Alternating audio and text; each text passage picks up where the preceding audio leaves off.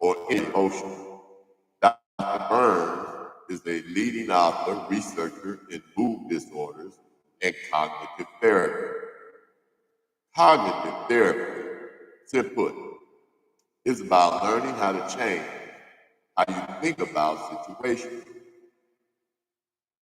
It is this how that affects the mood, not the situation, person, place, or thing. It is the how that affects the mood. So, if one can create a bad mood, then one can create a good mood by learning to identify how we distort our thinking. Distortions are unrealistic ways of perceiving reality. This perception creates the self-talk we tell ourselves. It is this self-talk that causes the mood. Below are definitions and explanations of the 10 ways we distort our thinking. We typically have the most, but typically have the capacity for all 10. Number one,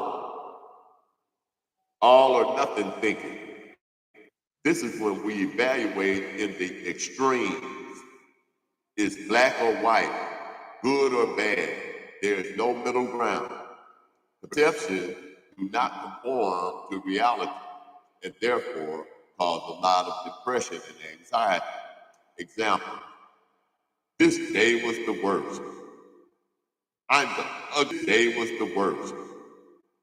I'm the ugliest person on the planet. Number two, overgeneralization. This perception says that since something has happened once, then it will happen again and continue to happen repeatedly. Example being, I was rejected once, so no one wants me.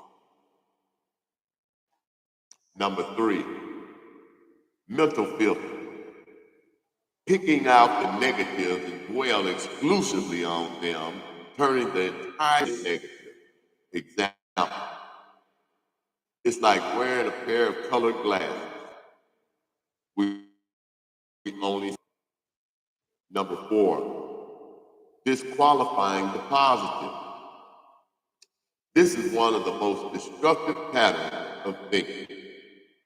Discounting your ability, good qualities, and achievements. Pay attention to a compliment.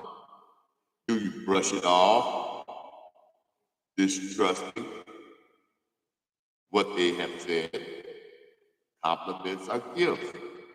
Accept them graciously and believe them. Example, oh, thanks. But number five, jumping to conclusions. A mind reading, assuming you know what others are thinking, feeling about you, and you don't clarify this with them. Example, I know he or she doesn't like me. B, fortune telling, assuming others' reactions to you, or assuming you know the outcome. Example, just know we are going to argue about this. Number six, magnification, minimization. Magnification involves exaggerating the importance of fears, errors, problems, etc. Oh my gosh, that would kill me. Minimization involves taking the situation, etc., out of proportion, but in the opposite direction of magnification. It involves shrinking the importance of fears, errors, and problems. Oh, well, I only had 2 DUIs. Number seven, emotional reasoning. This occurs when we mistake a feeling, emotion, for the truth. Example, I feel stupid, therefore I am stupid. Procrastination is common side type think, I don't feel like going to the yard right now. Just put things off. Number 8, the should statements. Should, must, ought, all cause pressure and resentment and or guilt. And your own behavior falls short of your own standard, which creates frustration and guilt. I shouldn't have had to do that. A better response, it would be, it would benefit me to do that, or it may not benefit me. Number 9, labeling. This creates a completely negative self-image based on your errors and your mistakes. It is self-defeating. Example, I'm a mistake rather than I made a mistake. Personalization and blame. Personalization is when we assume responsibility for events or others that are not a win or in our control. Example, I guess it's up to me to take care of everyone. Blaming is the opposite. Refusal to take responsibility for your own experience. Example, you caused me to go out and get drunk. And those are just some examples of distorted thinking. And here's something I would tell you. And every week, every Monday, I'll be here with something related to uplifting and betterment in relation to your mental health. Letting go. To let go does not mean to stop caring. It means I cannot do it for someone else. I cannot control another. To let go is not to enable, but to allow learning from natural consequences.